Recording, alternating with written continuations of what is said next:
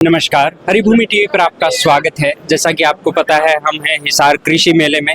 कृषि मेला वो दिन होता है जब किसान साल में 2 बार यहाँ HAU हिसार में आते हैं और नई नई किस्मों के बारे में, नई नई विधियों के बारे में, नए नए प्रयोगों के बारे में जानते हैं। और एक ऐसा ही प्रयोग आज हमारे सामने है और इसको बताने के लिए हमारे बीच में है कनिका जी। वो थोड़ा सा बताएंगी कि इसको कैसे डेवलप करते हैं और क्या ये एक्चुअली चीज़ क्या है। नमस्कार सर। सर ये एक्चुअली सारे पौधे ना हमने टिश्यू कल्चर तकनीक से बनाए हैं।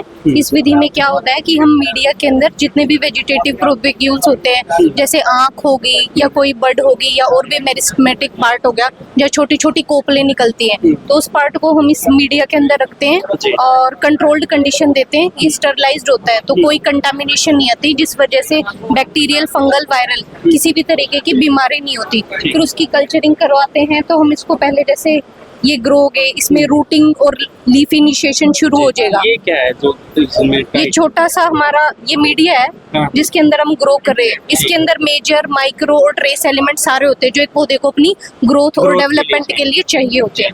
फिर उसके बाद हम जैसे जैसे बड़ा होएगा फिर इसकी सब कल्चरिंग करते रहेंगे। तो इसी एक प्रोपेग्यूल से हम बहुत सारे पौधे तैयार कर सकते हैं। फिर जब ये इतने बड़े हो जाएंगे कि अब इसके लिए ऑक्सीजन की कमी होगी, ये पूरा ग्रो कर गया ना, हमें पता चल गया कि भाई यहाँ तक पहुँच गया प्राइमरी स्टेज पे। फिर हम इसको हार्डनिंग के लिए कोकोपीट या सीड, जो अपनी नॉर्मल मिट्टी है जिसके अंदर हमारा NPK बैलेंस्ड अमाउंट में है, नाइट्रोजन, फास्फोरस और पोटेशियम, फिर उसके अंदर हम इसकी हार्डनिंग करते हैं, यानी कि उसको हम बाहर के एनवायरनमेंट के हिसाब से एक्लिमेटाइज करवाते हैं कि वो अडेप्ट हो जाए। तो उसको हम ऐसे छोटी छोटी ट्रे में या छोटे छोटे पोट्स में ग्रो करते हैं, कंट्रोल्ड कंडीशन में, पोट हाउस में।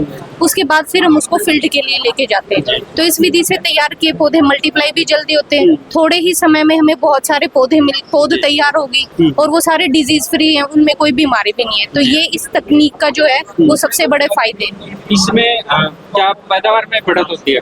हाँ जी, अभी जैसे आप हमारा बोल रहे लीजिए बनाना, तो मतलब ये 7 महीने का पौधा है। 7 महीने में ही मार्च में लगाया था हमने और उसमें देखिए फ्रूटिंग शुरू हो गई है, फ्लावरिंग और फ्रूटिंग। तो ये फायदा है कि मतलब मल्टीप्लाई भी जल्दी होता है और हमें प्रोडक्टिविटी भी बहुत जल्दी मिलती है। जेनेटिक भी कुछ इसमें चेंजेस होते हैं? जेनेटिक तो वो ऐसे होता है कि जब आप कल्चरिंग करते होते हैं ना, तो उस दौरान कुछ सोमा क्लोनल वेरिएशन आ जाती है। तो उस वजह से क्या होता है कि कई पौधे बिल्कुल ही डिजीज फ्री हो जाते हैं, कि किसी तरीके का वायरस इन्फेक्ट नहीं कर पाता उन पौधों को।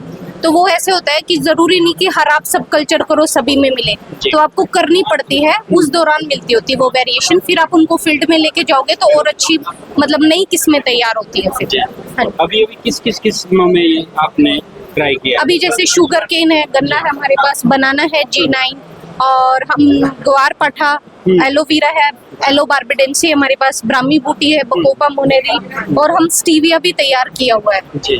तो स्टीविया जैसे डायबिटीज के लिए बहुत अच्छा है, ब्राह्मी को ब्रेन टॉनिक कहते हैं, वो दिमाग के लिए बहुत अच्छा है, न्यूट्रिशियस भी, और साथ में न्यूरो डिजेनरेटिव जितनी भी डिजीजेज हैं उनमें भी यूज किया जाता है, काढ़े के रूप में या चाय के रूप में। ग्वारपाठा स्किन एलर्जीज के लिए अच्छा है, और डायबिटीज वगैरह के पेशेंट इसको एज जूस भी कंज्यूम करते हैं। तो आपने इसको ट्राई भी किया है कई किसानों के साथ मिलके कि पहले? सर अभी जैसे हमने किसानों को जैसे शुगर केन का और ये बनाना का दिया है, तो पहली बार में जैसे कल ये किसान आए थे तो बता रहे थे कि हाँ उनका भी मतलब 6-7 महीने में फुटाव आ गया था। बट अभी फर्स्ट टाइम में जैसे इतनी क्वांटिटी नहीं मिलती, कम मिलती है।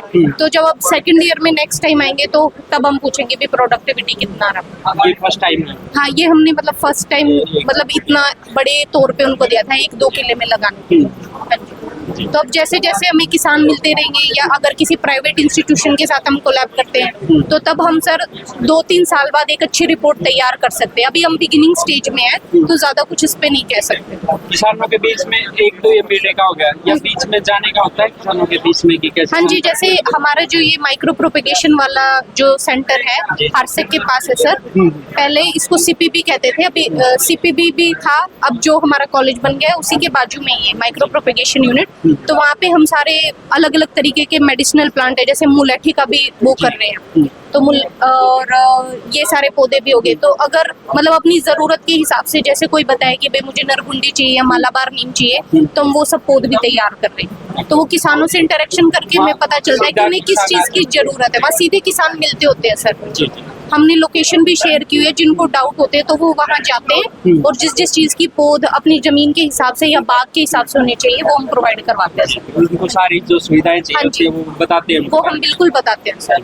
और इन फ्यूचर हम सोचेंगे सर उनके साथ इंटरेक्ट करने के लिए अच्छी ट्रेनिंग भी हम आयोजित करें ताकि वो खुद हैंड्स ऑन ले सकें और उनको आगे और मददगार हो। ये भी कल सीएम सर ने भी बोला था कि हम किसानों से डायरेक्ट मेल जोल बढ़ाएं, तो हम इस दिशा में भी आगे काम करेंगे सर। बहुत बहुत शुक्रिया। तो ये थे हमारे साथ कनिका जी, इन्होंने इस टिश्यू कल्चर के बारे में पूरा बताया है। तो आपको वीडियो अच्छा लगे तो देखिए और शेयर कीजिए। थैंक